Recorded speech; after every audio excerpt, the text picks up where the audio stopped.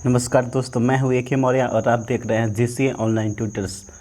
विद्यार्थियों, आज मेरे चैनल पे पुनः आपका एक बार फिर से स्वागत है।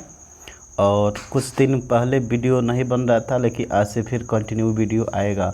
तो आज हम लोग 12th क्लास के एक बहुत ही अच्छा और बेहतरीन चैप्टर पढ़ने जा रहे हैं, जिसका नाम है मॉडर्न फिजिक्स। ये जो मॉडर्न फिजिक्स है, इस फिज़िक्स में हम लोग जो फिज़िक्स के नए टर्मिनोलॉजी होते हैं, जैसे पहले प्रकाश के बारे में काफ़ी डिस्कस हुआ था कि प्रकाश वेव है या पार्टिकल्स है। तो इसके आधार पे हम लोग अलग अलग वैज्ञानिकों का, अलग अलग साइंटिस्टों का अलग अलग मत जानते थे। लेकिन कुछ समय बाद ऐसा हुआ कि इसको दोनों माने जाने लगा। जैसे प्रकाश होता है तो उसका लाइट नेचर भी होता है, वेव नेचर भी होता है, और उसका पार्टिकल नेचर भी होता है। अलग अलग वैज्ञानिकों ने अपना अपना थ्योरी पर समझाया था कि लाइट क्या होता है। तो इस तरह से हम लोग आज समझेंगे कि जो प्रकाश होता है उसका कौन कौन सा प्रॉपर्टीज़ होता है, किस तरह की होती है। तो हम लोग वीडियो में आज यही पढ़ेंगे मॉडर्न फिजिक्स के बारे में। तो आइए जानते हैं सबसे पहले कि जो लाइट होता है, लाइट को क्या कहा जाता है। जो लाइट होती है उसी के बेस पे जो मॉडर्न फिजिक्स था, इसको मॉडर्न फिजिक्स बोले जाने लगा। सबसे पहले जो प्रकाश था उसको पार्टिकल के नाम से जानते थे हम लोग, कोई कोई उसको वेव नेचर के नाम से भी, वेव भी बोलते थे। लेकिन लगभग 19वीं शताब्दी में एक ऐसा समय आया जिसमें लाइट को दोनों नेचर मान करके और हम लोग पढ़ने लगे। तो उस समय से जो भी फिजिक्स हम लोग पढ़ते हैं, उस फिजिक्स को हम लोग बोलते हैं मॉडर्न फिजिक्स। यानी जो 19वीं शताब्दी है, 19वीं शताब्दी के पहले वाले जो भी फिजिक्स होते हैं उस सब को हम लोग क्लासिकल फिजिक्स कहते हैं।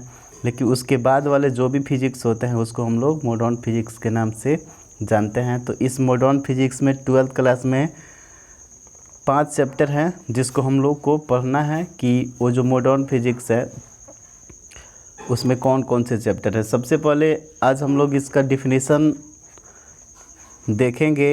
इस में जो पहला चैप्टर है, दूसरा चैप्टर है, इसमें कौन कौन सा टॉपिक को हमको पढ़ना है। तो यहाँ पे हम लोग यह देख रहे हैं कि जो पहला चैप्टर था उसका नाम था dual nature of matter and radiation. यानी प्रकाश की जो दोनों प्रकृति होती है उसी के बारे में हम लोग पढ़ते हैं। कुछ वैज्ञानिक यह कहते थे कि प्रकाश क्या है, तरंग है, जबकि कुछ वैज्ञानिकों का यह मानना था कि प्रकाश क्या है, एक कण है। जो लोग तरंग कहते थे वो तरंग थ्योरी के अनुसार उसको प्रूव करते थे। जो लोग पार्टिकल्स बोलते थे वो लोग पार्टिकल्स के बेस पे उसको प्रूव करते थे। तो इस तरह से हम लोग दोनों नेचर के बारे में, दोनों नेचर को पढ़ रहे थे हम लोग। लेकिन क्या हुआ कि एक ऐसा दोहरा मत आ गया था जिसको समझाना काफ़ी मुश्किल था।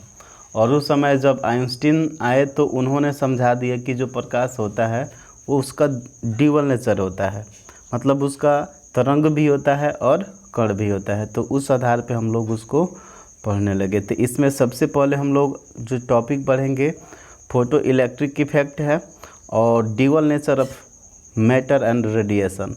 इस टॉपिक के बारे में आज हम लोग डिस्कस करेंगे। तो सबसे पहले आज हम लोग डिस्कशन करते हैं इस टॉपिक के बारे में।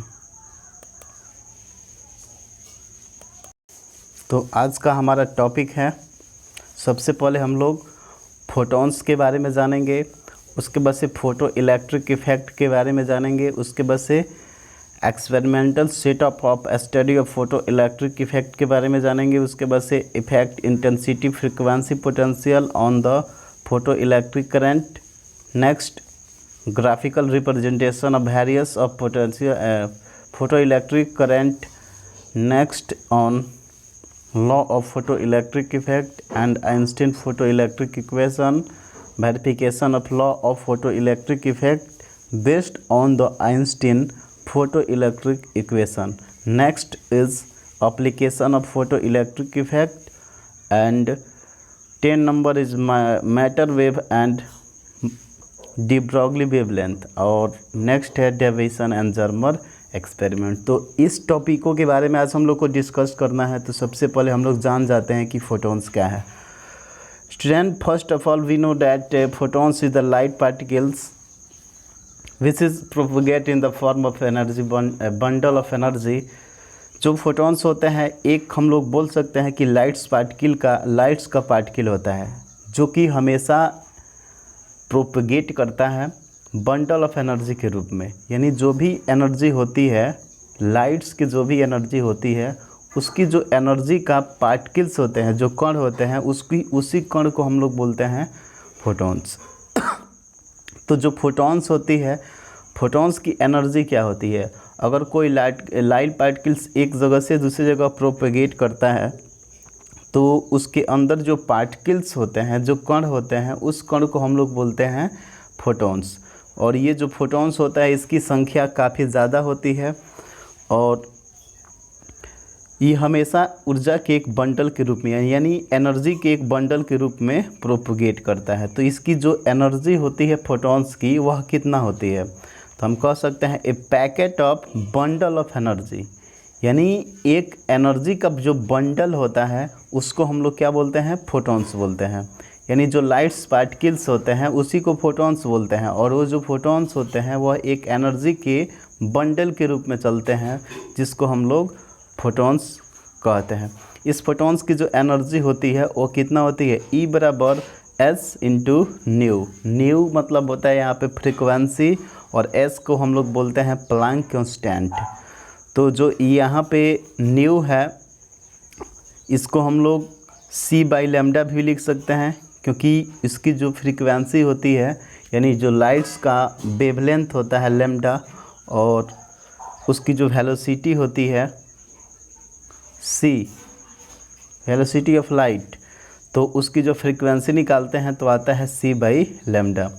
यहाँ पे कह सकते हैं where S is the Planck constant and nu is the frequency of radiation of photons. यानी जो फोटॉन्स का रेडिएशन होता है उसकी वो फ्रीक्वेंसी होती है, और C is a speed of light electromagnetic wave. यानी जो C होती है वेलोसिटी ऑफ लाइट होती है, जो कि इलेक्ट्रोमैग्नेटिक वेव से निकलती है और उसके बाद से इलेक्ट्रोमैग्नेटिक वेव के रूप में प्रोपगेट करती है। And lambda is the wavelength of photons.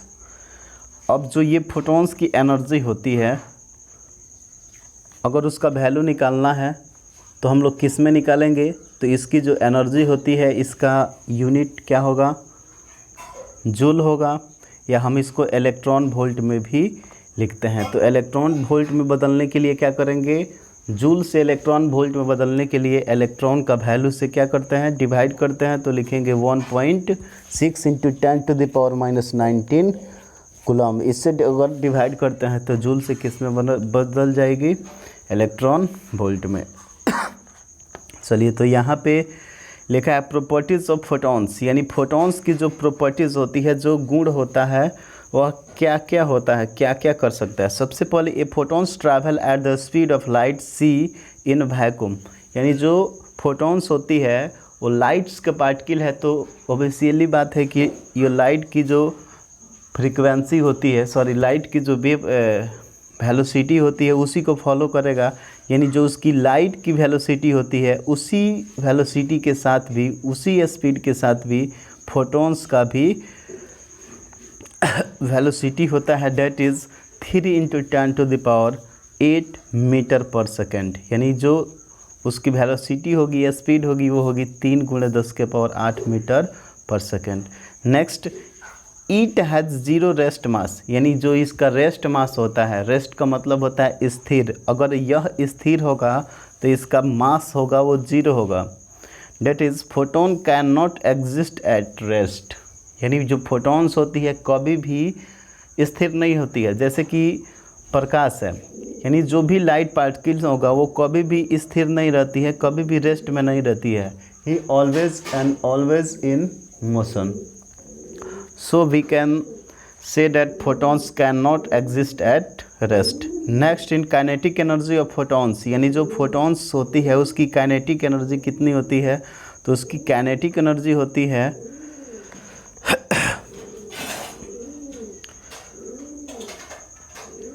E/m बराबर होगा ये E बराबर mc² होता है, तो उसकी जो एनर्जी होगी E, इसका अगर मास निकालते हैं तो मास का फार्मूला हो जाएगा E/c², that is h/c lambda.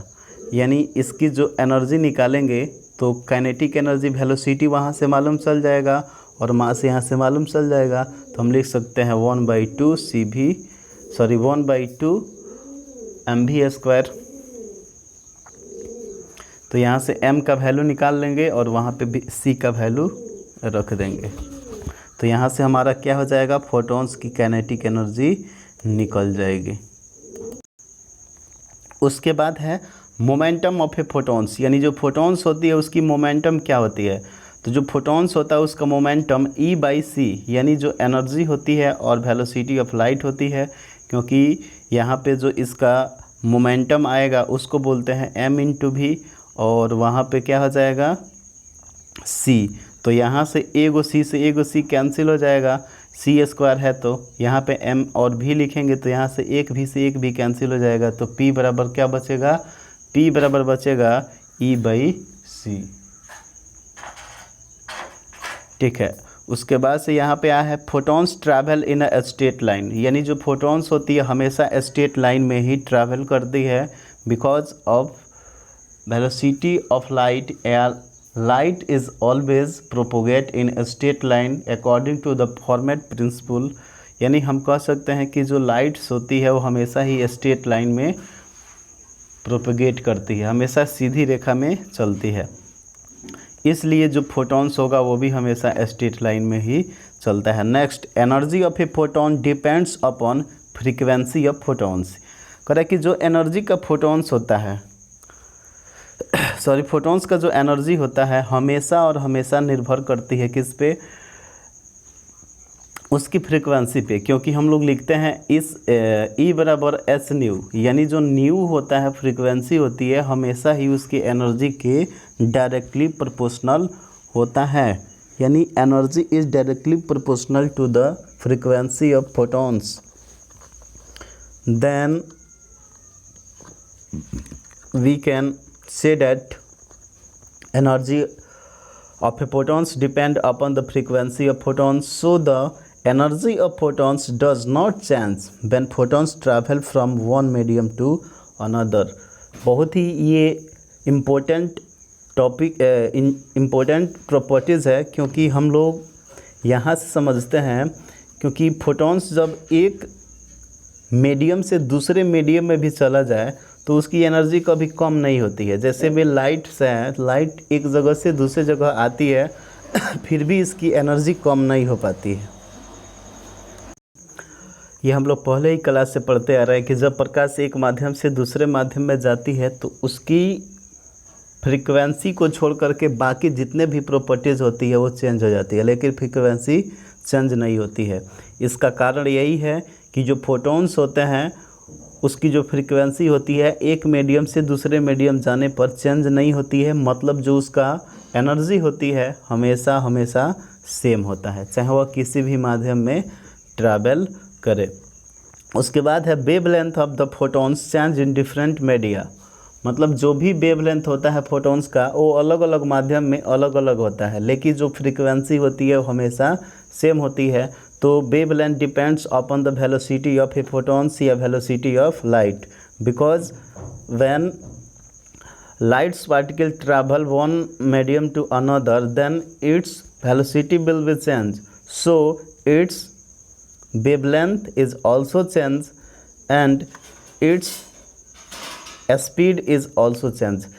जब प्रकाश एक माध्यम से दूसरे माध्यम में या एक मीडियम से दूसरे मीडियम में ट्रैवल करता है तो इसकी जो वेवलेंथ होती है हमेशा क्या होती है, चेंज होने लगती है। तो यहाँ पे इसकी वेलोसिटी भी क्या होगी, चेंज होगी। तो हम कह सकते हैं कि अलग अलग मीडियम के लिए इसका जो वेलोसिटी होता है वो अलग अलग होता है। Next, photons are electrically neutral. जो फोटॉन्स होते हैं वो हमेशा ही क्या होते हैं, न्यूट्रल होते हैं, ना ही उस पर पॉजिटिव चार्ज होती है और ना ही उस पर निगेटिव चार्ज होता है। उसके बाद से फोटॉन्स में show different diffraction under the given condition. कह रहा है कि जो फोटॉन्स होते हैं उसकी जो दिए गए कुछ कंडीशन ऐसी होती है जिसमें वो प्रकाश का डिफ्रैक्शन यानी डिफ्रैक्शन जो फेनोमेना होता है उसको दिखाता है, शो करता है।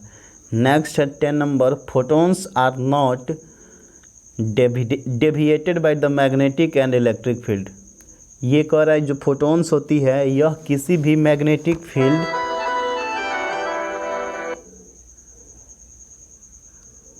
किसी भी माध्यम में